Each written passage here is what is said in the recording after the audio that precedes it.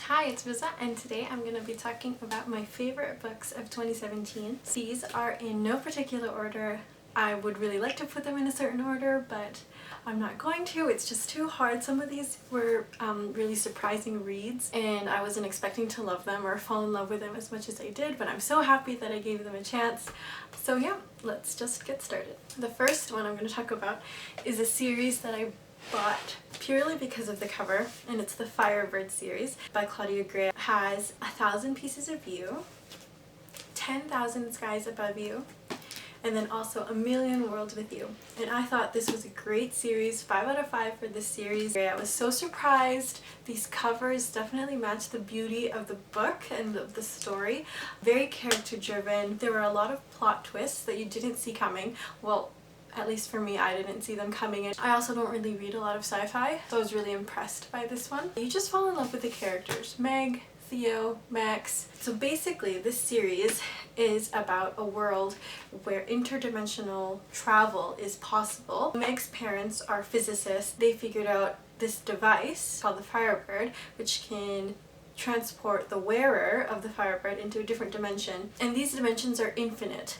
Every time you make a decision, whether it's A, B, or C, that springs off into a new dimension. So I thought that was really cool because it explores what ifs and what could haves and what could have beens. Claudia Gray also expands this world with each book on a crazy adventure to other worlds, to other dimensions, and to every possibility that could be. She takes it there, and it was really, really enjoyable. I highly recommend marathoning it because you are just so invested in all of the characters and you just need to know what happens. This was definitely a surprise read for me. So surprising, in fact, that I had to go buy all 3 of them, but all 3 of them are just so beautiful. Inside and out, these books were one of the best of 2017. Creativity Inc. by Ed Catmull is another favorite of mine from last year.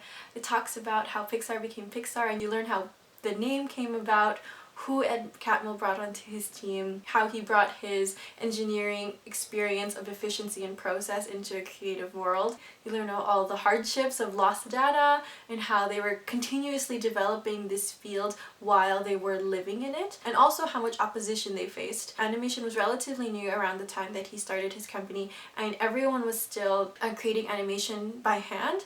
Not a lot of people were on board because they were afraid of the unknown, but Ed Catmull and his team, they were great visionaries and willing to go beyond what we knew and into what we didn't know yet. But now the majority of films are created through computers, not by hand anymore, and it just goes to show how one person can change an entire industry. There's a lot going on, and it's just an incredibly, incredibly inspiring book. Another book that I picked up on a whim, I hadn't really heard a lot about it, but it was definitely my favorite cover, and that is Frontlines by Michael Grant. This is a World War II historical reimagining, if women could have fought in the war. I thought that that was a really interesting tweak to history, because at that time the military was segregated with blacks and whites. So to add in another layer of segregation with men and women, I thought that was really interesting, and the way that Michael Grant explored that was really fascinating, and I was so hooked to every character in this book. You follow 3 young women who participate in the war from all different backgrounds as well. So we have a girl from a small town, Ria Ricklin, and then you follow a young Jew. Her name is Rainey Schulterman. I think she's probably my favorite because she's an intelligence officer. And you also follow Frangie Mar, who is a black girl. She trains to become a medic in the war. That's a really controversial position because she is saving lives, but the people who she may be saving may not want her help merely because of the color of her skin. Very, very thought-provoking.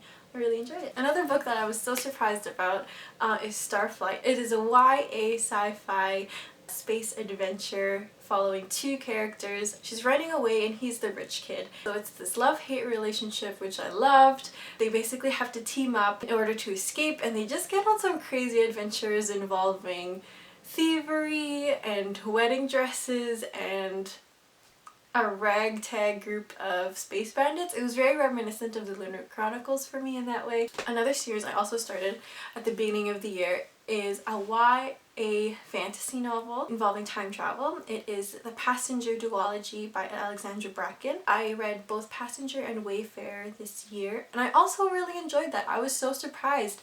There was so much hype going on about these two books on BookTube and Bookstagram, so I was like, these are gonna be so lame and cliche, and yes, they were a little bit cliche. There was a little bit of insta love in this series.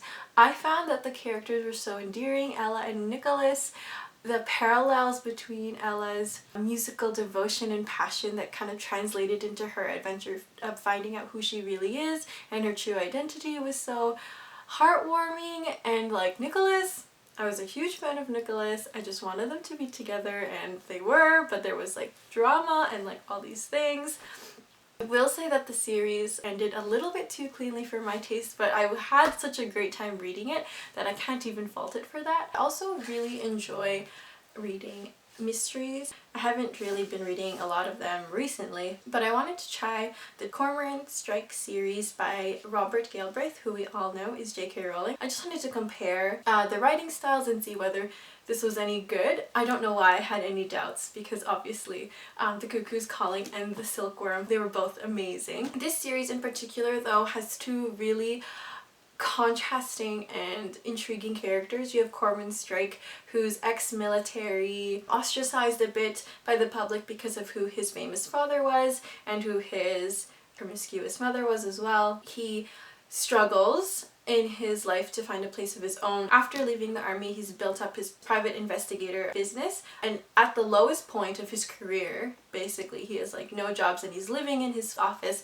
he gets a temp, Robin Ellicott, who is this spunky temp, just so intrigued by everything that private detectiving has to offer, but not really trained in that at all. She becomes an asset to Cormoran Strike, able to talk to witnesses in a way that he wouldn't be able to wheedle out information from certain clients or people as well. It's just an incredible experience reading this. I also recommend this on audiobook because I think that the narrator does an incredible job. His voice completely embodies what I think Cormoran Strike would look like. This huge, giant, football type built.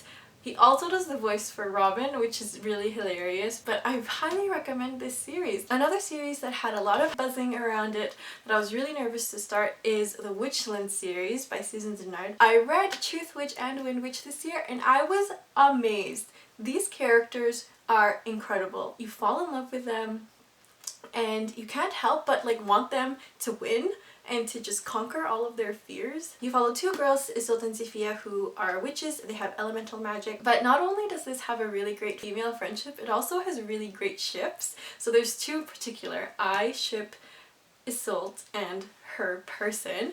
I just think that they're so angsty, and their interactions, especially in Wind Witch, just, I can't. Like, there's just, I need the third book. Truth Witch and Wind Witch definitely on my favorites list this year. I'm highly anticipating the release of Sight Witch, which is a novella coming out this year. Everything about this book was amazing. Absolutely everything. I need to be part of this world, honestly. And finally, my favorite book of 2017 is Shoe Dog by Phil Knight. This is a memoir written by the creator of Nike that describes his incredible journey from start to finish, or start to middle, I guess, since Nike is still around. Talks about his travels that influenced him, his visits to Japan that hooked him on Japanese shoes, how he built his company literally out of his house. He used to pile the shoes in his trunk, visit certain track meets around the Oregon state, and sell shoes out of the back of his car. This guy was insane, and it's incredible how he built his company from scratch, literally from scratch, how they were struggling to make ends meet. They were living paycheck to paycheck, how he got the swoosh, the meaning behind the orange. You'll learn about the importance of waffles. This story gave me such hope for what people can do. It was his dream to build this company, and he just followed through on that and made it happen. He definitely had a lot of obstacles in his way. One being his father, who wasn't very supportive of him. Two, he didn't have a lot of money to start this company. 3, he was dealing with a Japanese shoe company which was based in Japan, and they didn't have email or text back then, so they were writing letters to each other. I don't even know how people did that. This story was incredible and just absolutely amazing. So those were my favorites of 2017. Yeah, I really enjoyed all of these. I highly recommend them all. If you've read any of these books, please let me know down in the comments and hit subscribe so that we can chat more about our feelings. So I will see you guys soon in another video. Bye!